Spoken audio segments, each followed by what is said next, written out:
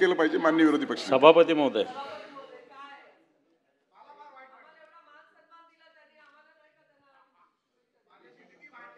लेखी पाठवा लेखी प्रसादला सगळ्यात जास्त वाईट वाटतंय. आपण संध्याकाळी बोलू. लेखी द्या ना, लेखी द्या. सभापती महोदय, हा नाही आम्ही भेटून घेऊ. सभापती महोदय,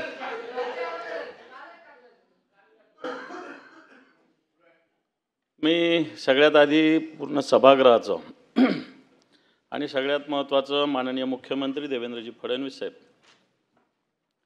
दोन्ही उपमुख्यमंत्री माननीय एकनाथजी शिंदे साहेब, अजितदादा, आमचे पक्षप्रमुख, या सभागृहाचे सदस्य, राज्याचे मुख्यमंत्री माननीय उद्धवजी ठाकरे साहेब,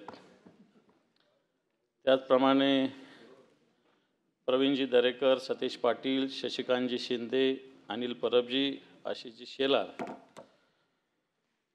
या सगळ्यांनी माझ्याविषयी खऱ्या अर्थानं सद्भावना व्यक्त केल्या आणि 10वीला असताना अशा पद्धतीनं निरोप समारंभ झाला होता शाळेत. त्याच्यानंतर पहिल्यांदा असा निरोप समारंभ होत आहे. परंतु 10वीला असं झालं की निरोप समारंभ झाल्यावर पुन्हा त्याच कॉलेजला जावं लागलं आणि त्याच्यामुळं मला असं वाटतं याची चिंता करायची गरज नाही. जसे देवेंद्रजी म्हटले होते मी पुन्हा येईन, तर मी सुद्धा पुन्हा येईल, त्याची चिंता करण्याची गरज नाही आहे. ते विचारू नका.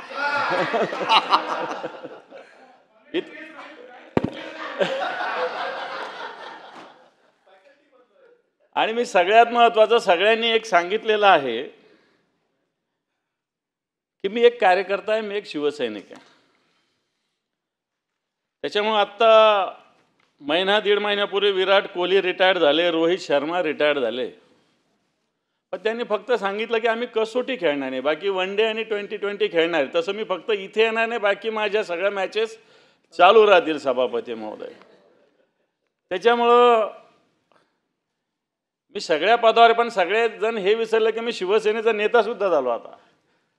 आणि शिवसेनेत पक्षप्रमुखानंतर नेता हा एक महत्त्वाचा असतो आणि तो फार कमी वयात मला संधी मान्य पक्षप्रमुखामुळं उद्धवजी ठाकरे साहेब. कारण एवढे ज्येष्ठ नेते मधुकर दादा असतील, दिवाकरजी रावते साहेब असतील, लीलाधर डाके असतील, दत्ताजी साळवी साहेब असतील, खैरे साहेब असतील, मनोहर जोशी सर, सुधीर भाऊ, प्रमोदजी नवलकर या सभागृहाचे राहिलेले. आणि या पंक्तीत मला असं वाटतं ते एवढे ज्येष्ठ असताना झाले. आम्ही तर त्या मानाने फार कमी कालावधीत या जबाबदारीवर पोहोचलेलो आहे सभापती महोदय. आणि त्याच्यामुळे सभापती महोदय, ज्या सद्भावना सगळ्यांनी व्यक्त केल्या, निश्चित मी मागच्या 30 वर्षापासून शिवसेनेचं काम करतो, 30 वर्ष झालेले आहे. आणि निश्चित इथं चंद्रकांत दादा बसलेले, गिरीश महाजन बसलेले. दादा विद्यार्थी परिषदेचे राष्ट्रीय सरचिटणीस होते आणि त्या काळात दादा राष्ट्रीय सरचिटणीस असताना काश्मीरचं आंदोलन चालू होतं सभापती महोदय. आणि दादांकडे त्याच एक वेगळी जबाबदारी होती. दादा एक साधं ट्राउझर शर्ट असं ढिला एकदम, गळ्यात शबनम पिशवी असं फिरत होते. आणि त्या काळामध्ये देशामध्ये एक वेगळ्या प्रकारचं वातावरण असताना आमच्यासारखे काही पोरच शब्द वापरता येईल असे त्यांनी पकडलेले होते सगळे, बरोबर दादा. आणि मग त्यावेळेस ते काय करत होते मी सांगणार नाही आणि आम्ही काय केलं तेही सांगणार नाही, कारण काश्मीरचं आंदोलन होतं. परंतु मला एक अभिमान आहे की जेव्हा तिरंगा फडकवायला जेव्हा श्रीनगरला मुरली मनोहर जोशी गेले होते, त्याच्यामध्ये मी सुद्धा होतो सभापती महोदय. परंतु मूळ सगळ्यांनी सांगितलं मी भाजपचे एवढ्या वर्ष काम केलं, परंतु मूळ आता जर मी 30 वर्ष शिवसेनेचं काम केलं आणि 15 भाजपचं केलं तर 45 इथंच झाले. माझं वय 55 होतंय. परंतु मी एक 10व्या वर्षापासून संघाच्या शाखेशी संबंधित असलेलो आहे आणि त्याच्यामुळं बेसिक मी ते काम केलेलं आहे सभापती महोदय. आणि मला असं वाटत नाही की आमच्या जिल्ह्यात असो जिथं जिथं संघाने चांगलं काम केलं तिथं तिथं शिवसेना रुजलेली सभापतीमध्ये, कारण हिंदुत्वाचा विचार होता. आणि त्यावेळेची भाजपची विचारसरणी थोडीशी लोकांना अशी ॲग्रेसिव्ह वाटायची नाही. आणि मग जिथं जिथं संघाचा विचार होता तिथं तिथं शिवसेना नैसर्गिकरित्या रुजली सभापती महोदय. आणि मी शिवसेनेचं काम शिवसेना प्रमुख मान्य, कारण संभाजीनगर कसं आहे मला वाटतं सगळ्यांना माहिती आहे. एक कडवट त्या काळात एखाद्या हिंदूंना जगणं सुद्धा मुश्किल होतं त्या काळात. आणि मग त्या काळात शिवसेना प्रमुखाच्या विचाराने आम्ही संघटनेचं काम केलं. निश्चित अनेक केसेस झाल्या माझ्यावर, 2-3दा तडीपारीच्या ऑर्डर निघाल्या, पण गृहमंत्री चांगले होते. आताचे गृहमंत्री जसे होते तसे होते, त्यामुळे फार काही मला बाहेर जावं लागलं नाही. त्यास मग RR पाटील होते वगैरे वगैरे होते. परंतु त्यावेळेस असा काही विचार नव्हता करत की हा दुसऱ्या पक्षाचा आहे शिवसेनेचा आणि याला तडीपार केलं पाहिजे, असं काही त्यावेळेस RR पाटील होते. मला आठवतं की आमच्या तडीपारी त्यांनी सहज थांबवल्या होत्या. एकदा जळगावच्या शिबिरात मी होतो आणि गिरीश महाजन मी एका सतरंजीवर झोपलेलो आहे. तो युवा मोर्चाचं आम्ही काम करत होतो बरं का देवेंद्रजी.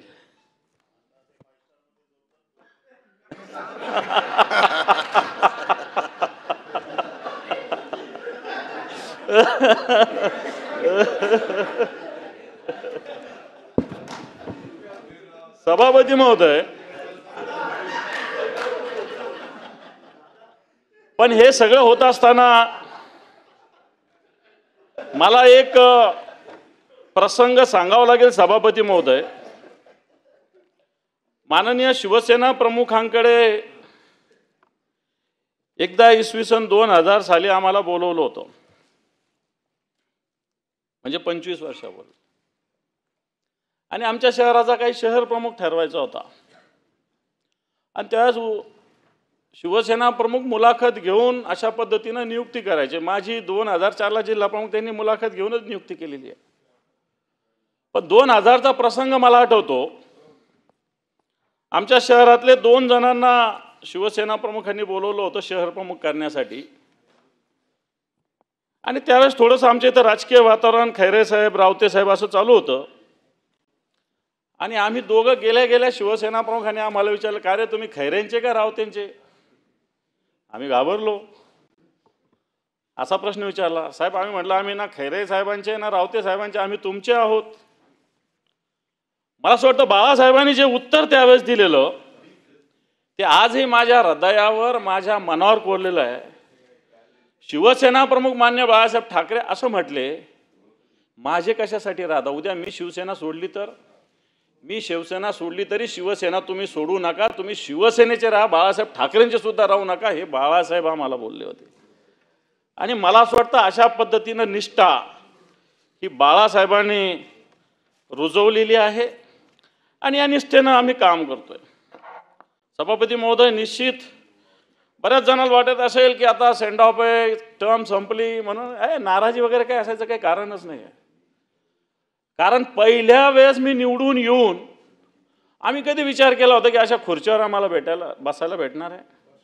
आम्ही त्या हिंदुत्वाच्या विचारानं प्रेरित होऊन काम करणारे शिवसैनिक सगळे त्यावेळेस सगळ्या गोष्टी कराव्या लागल्या. पोलिसाशी संघर्ष करावा लागला, गुंडांशी 2 हात करावे लागले, दंगलीमध्ये भाग घ्यावा लागला. आणि या सगळ्या गोष्टी त्या काळात झालेल्या. आणि तेव्हाच कोणी विचार केला होता की असं या ठिकाणी येऊन बसायला भेटेल? आणि म्हणून मला असं वाटतं, त्यामुळं अजून तर माझे आता मुख्यमंत्री महोदयांनी सांगितलं अजून तर 44 दिवस आहे. 44 दिवसात तर दुनिया इकडची इकडे होऊ शकते, हे मी तुम्हाला सांगतो.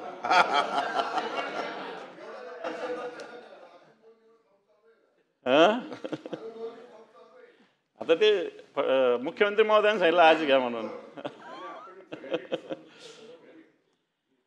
पण मला असं वाटतं त्याच्यामुळं लोकप्रतिनिधी असणं हे जरी महत्त्वाचं असलं तरी मला असं वाटतं जनतेचं काम असेल, इतर कार्यापासून समाज हा एक मोठा आहे, बाहेरचं जग हे फार मोठं आहे. तर मला असं वाटत नाही की मला या फार विषयाची चिंता आहे. कारण सातत्यानं एवढ्या दिवस संघटनेत काम करत असताना मी तसा संघटनात्मक पिंड असणारा एक कार्यकर्ता, एक शिवसैनिक आहे.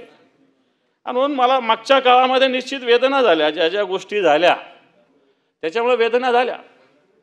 वेदना होत असताना मला एक उदाहरण माझ्या आईचं आठवतं की लहानपणी एकदा मला एक जणांनी मारलं होतं विट्टी दांडू खेळत असताना.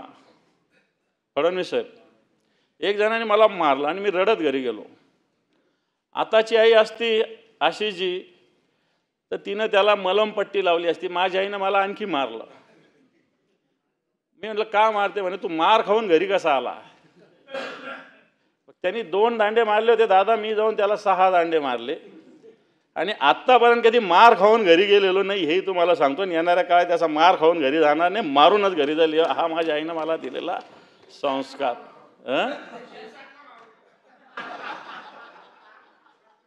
ते शिंदे साहेब बघतील.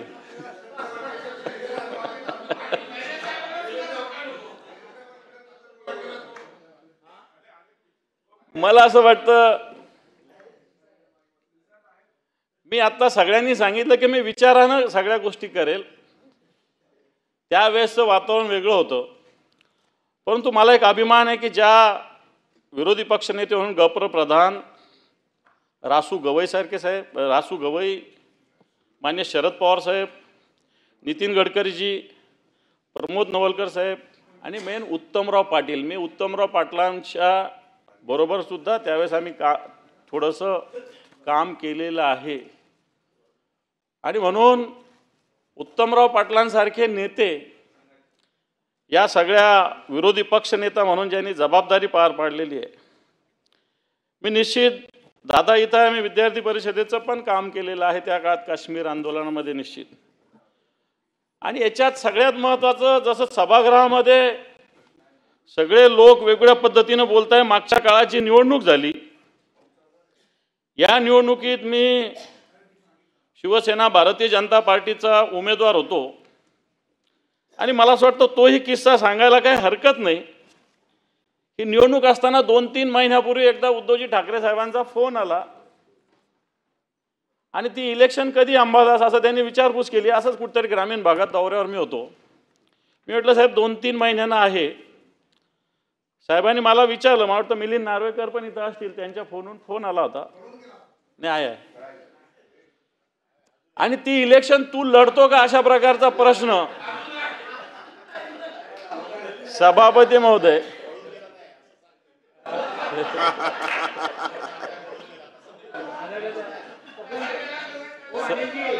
सभापती महोदय तर माननीय उद्धवजी ठाकरे साहेबांनी मला प्रश्न विचारला होता की ही इलेक्शन अंबादास तू लढतो का? तर मी म्हटलं नाही, मी नाही लढत इलेक्शन. म्हटलं का? तर म्हटलं थोडंसं टाईट पण आहे. बाकी स्थानिक स्वराज्य संस्थेत काय काय लागतंय सगळ्यांना माहिती आहे. बाकीच्या निवडणुका सोप्या असतात, पण स्थानिक स्वराज्य संस्थेच्या निवडणुकात काय काय लागतं हे सगळ्यांना माहिती आहे. साहेब मी काय हे करू शकत नाही. मग आपल्याला दुसरे आहेत का? मी 2-3 लोक घेऊन गेलो सभापती महोदय साहेबांकडे, त्यांना उमेदवार करा म्हणून. असे 2-3 लोक साहेबांकडे गेलो. साहेबांनी सगळ्यांच्या मुलाखती घेतल्या. सुभाष देसाई साहेब होते, सगळ्यांच्या मुलाखती घेतल्या इच्छुकांच्या. आणि मी सुद्धा दुसऱ्यांचे नाव सुचवले. आम्ही सगळे गेलो आणि घंट्याभरांनी साहेबांनी सुभाष देसाई साहेबांना फोन करायला लावला, वापस बोलवलं आणि मला सुभाष देसाई साहेबांनी सांगितलं की तुला निवडणूक लढायची. मी उमेदवारी दुसऱ्यांना देण्यासाठी साहेबांकडे घेऊन गेलो होतो. आणि म्हणून याचाच अर्थ की ज्या गोष्टी न सांगता पक्षांनी एवढ्या सगळ्या गोष्टी दिलेल्या असताना, आणि त्यावेळेस सगळ्यात महत्त्वाचं संभाजीनगरामध्ये दादा 624 मतं होते आणि तसे आमचे शिवसेना आणि भाजप 251च मतं होते 654 पैकी. फक्त 2 शक्य नव्हतं, आमच्याकडे मेजॉरिटी नव्हती. पण त्यावेळेस शिंदे साहेब पण होते, त्यांच्याकडे काही जबाबदारी होती. सुभाष देसाई साहेबांकडे काही जबाबदारी होती. आमचे विनोद घोसाळकर साहेब होते. पण संभाजीनगरात मला त्यावेळेस 624 पैकी 511 मतं भेटले होते. 511, 82% मतं भेटले होते. आणि संभाजीनगर जिल्ह्यातला एकही मतदार कोणत्या का पक्षाचा असत नाही, कोणत्या का रिपाई असेल कोणता असेल, यांनी दुसऱ्याला मतदान नव्हतं केलं. मला सांगण्याचा मुद्दा हा की मला असं वाटतं सार्वजनिक जीवनात बाबूराव कुलकर्णी काँग्रेस,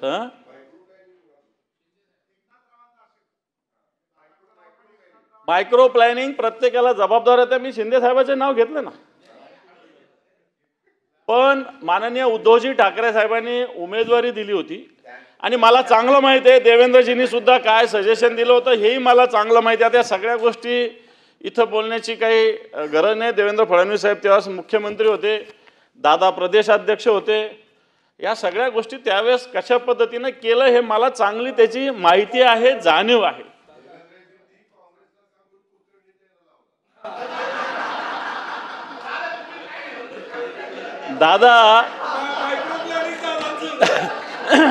दादांचे दुसऱ्या काँग्रेस बरोबर असलेले लोक सगळे घेऊन आलो होतो आम्ही, एक पण नव्हतं ठेवलं त्यांच्याकडे आम्ही. मला असं वाटतं आणि म्हणून या सगळ्या विषयामध्ये सांगण्याचा मुद्दा हा की माननीय शिवसेना प्रमुख बाळासाहेब ठाकरे यांचा जो विचार आहे संभाजीनगरमध्ये, मला असं वाटतं की हिंदुत्वाचा मुद्दा महत्त्वाचा राहत आलेला आहे. याला जुन्या सगळ्या परंपरा, जुन्या सगळ्या गोष्टी कारणीभूत आहे. पण तो विरोधी पक्षनेता म्हणून काम करत असताना जे जवळपास 1071 दिवस मला आजपर्यंत झाले, यातल्या सभापती महोदय मी राज्यातल्या 35 जिल्ह्यात दौरा केला. जवळपास 431 दिवस मी दौरा केला. 1071 पैकी 431 दिवस मी 35 जिल्ह्यात दौरा केला आहे आणि जवळपास 2,40,000 किलोमीटरचा प्रवास मी या दिवसामध्ये केला आहे सभापती महोदय. या सगळ्याच्यामध्ये जवळपास 2.5 लाख किलोमीटरचा प्रवास, कारण अजून 44 दिवस बाकी आहे, त्याच्यामध्ये आणखी 5-10 हजार किलोमीटर तर मी सहज फिरून घेईल. आणि म्हणून मला असं वाटतं विरोधी पक्ष नेता झाल्यानंतर सातत्यानं जे विषय घेता येईल, अर्ध्या रात्री आवाज आला, पक्षप्रमुखांचा आदेश येईल न येईल, काही ठिकाणी दुसऱ्या दिवशी रात्री काही घटना घडल्या, दुसऱ्या दिवशी साहेबांचा फोन आला तर त्या दिवशी मी त्या ठिकाणी पोहोचलेलो असायचं. अशा पद्धतीनं काम करण्याचा प्रयत्न झाला. महाराष्ट्राच्या सगळ्या जवळपास 35 जिल्ह्यात फिरत असताना मराठवाड्याचा विकास हा ध्यास सातत्यानं ठेवण्याचा प्रयत्न मी केलेला आहे. सभापती महोदय, फिरत असताना अनेक आठवणी येतात, अनेक प्रसंग येतात, परंतु मी या सगळ्याच्यात विरोधी पक्षनेते ज्याच्यात मोठे प्रकल्प किती येत असतील, जात असतील, मोठ्या घोषणा सरकार स्वीकारत असेल, नाही स्वीकारत असेल, परंतु श्रीरामपूरमध्ये असताना एक माझ्या आयुष्यातली एक छोटीशी घटना घडली, परंतु ती अतिशय रिमार्केबल आहे की एक मच्छिंद्रनाथ गंगाधर भागवत नावाचे बेलापूर तालुका श्रीरामपूरचे एक 88 वर्षाचे ग्रस्त होते सभापती, 88 वर्षाचे, आणि 28 वर्षापासून 7/12 त्याच्या जमिनीची नोंद घ्यावी म्हणून 28 वर्षापासून चक्रा मारत होते. कळकट मळकट कपडे होते, चष्मा एवढा जाड होता, तोंड धुतलेलं नव्हतं, अतिशय वाईट अवस्थेत हे नागरिक मला भेटायला आले.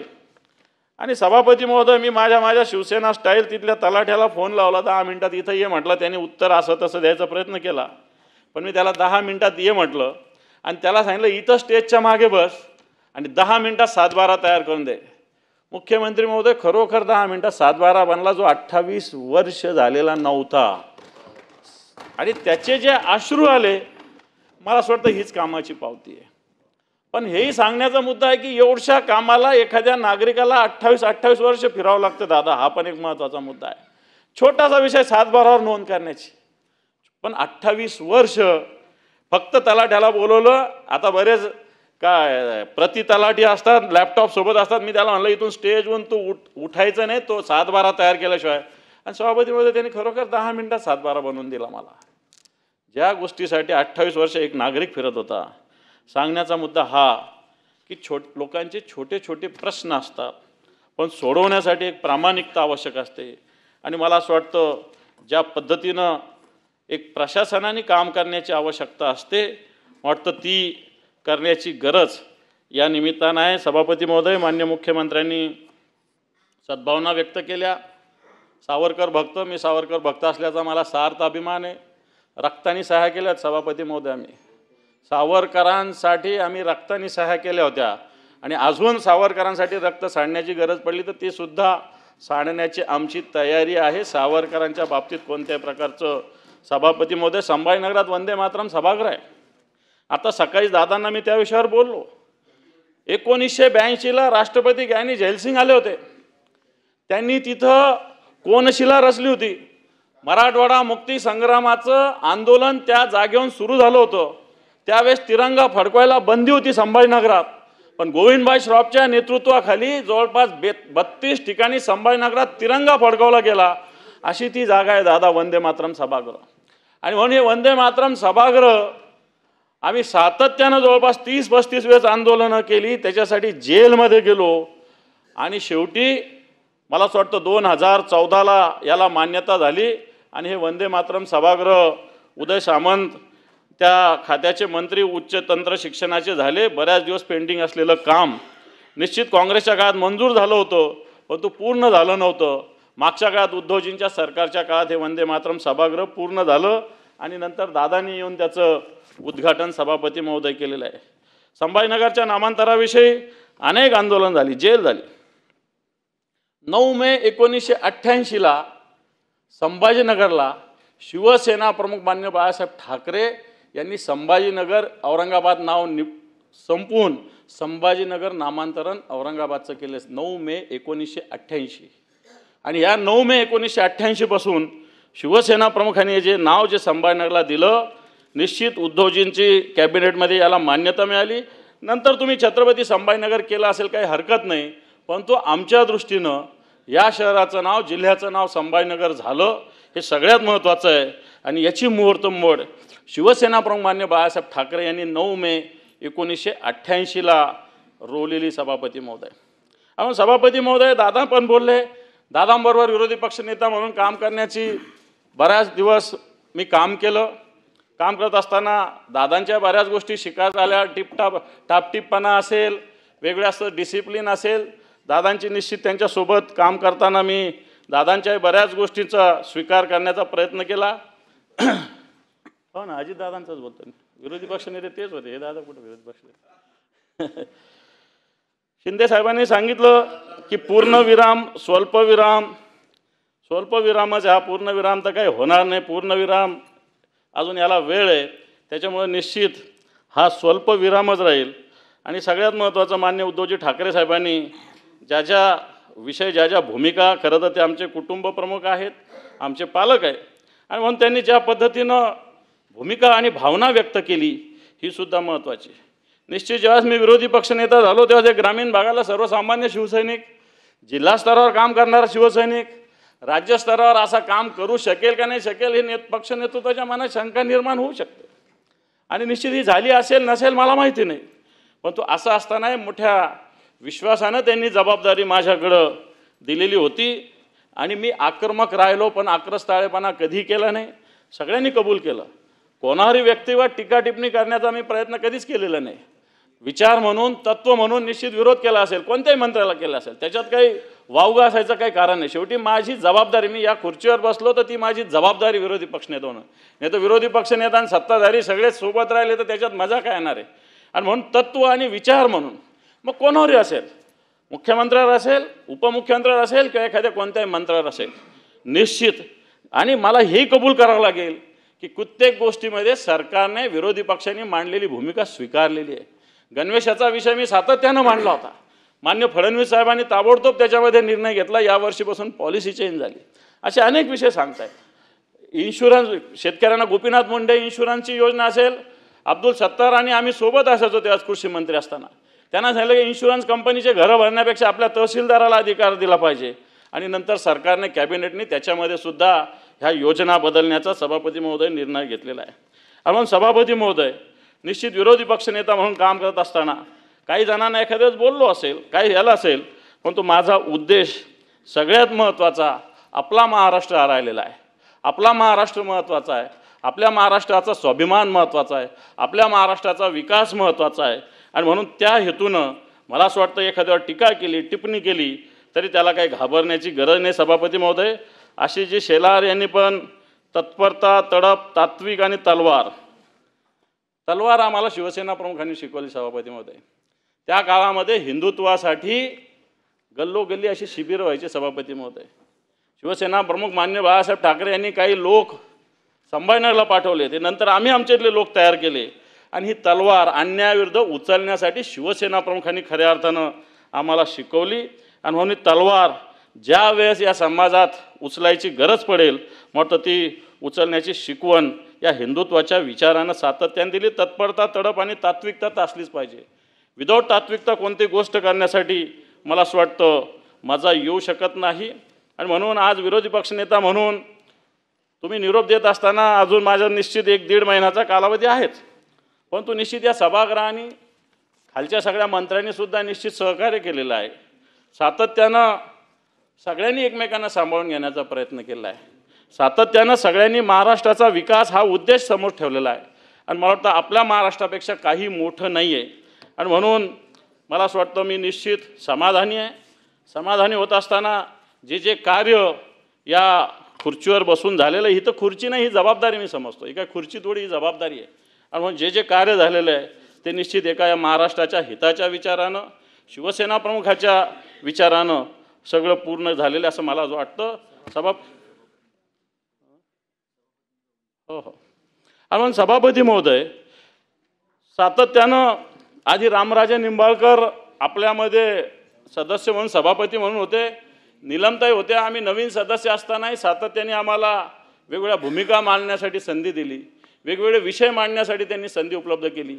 आपणसुद्धा, निलमताई होत्याच, आपणसुद्धा अतिशय खेळीमेळीनं मागच्या अधिवेशनापासून, आपण नागपूरच्या अधिवेशनापासून आपण काम करताय. निश्चित आपणसुद्धा खेळीमेळीनं हे सगळं अधिवेशन पार पाडतोय. मला असं वाटतं आज आपल्या मातोश्री आल्या होत्या, वरती मला दिसल्या होत्या, पण काही बोलायला आपल्याला संधी मिळाली नाही. आणि म्हणून त्यावेळेस मला असं वाटतं आई ही सगळ्यात महत्त्वाची असते. आणि म्हणून शिवसेना प्रमुखाचा विचार, या सगळ्या गोष्टी निर्माण झाल्या असतात. माझी आई एक कडकपणे सोबत राहिली. एखाद्या वेळेस माझ्या मनात सुद्धा एखाद्या वेळेस असं काही थोडं बहुत इकडं तिकडं झालं तरी मला असं वाटतं जसं बैलाला आपण जू किंवा व्यसन म्हणतो तसं सातत्याने माझ्या आईच्या ताकदीनं आम्हाला लावलेलं आहे. आणि मला असं वाटतं त्याचा सार्थ अभिमान मला आहे. आणि म्हणून आज ही जबाबदारी पार पडत असताना आपल्या सगळ्यांचं सहकार्य, सभापती महोदय, राज्याचे मुख्यमंत्री, उपमुख्यमंत्री, आपले राज्यपालसुद्धा सातत्यानं या संदर्भात मदत करत असतात, सहकार्य करत असतात, बोलत असतात. मला असं वाटतं पहिले राज्यपाल आहे की सगळ्यांशी संपर्कात असतात. आणि म्हणून मी राज्यपालांचंही आभार मानतो. मी सातत्यानं त्यांच्या संपर्कात असतो. आणि म्हणून राज्यपाल असतील, मुख्यमंत्री असतील, दोन्ही उपमुख्यमंत्री असतील, या सभागृहाचा मी मनपूर्वक आभार मानतो.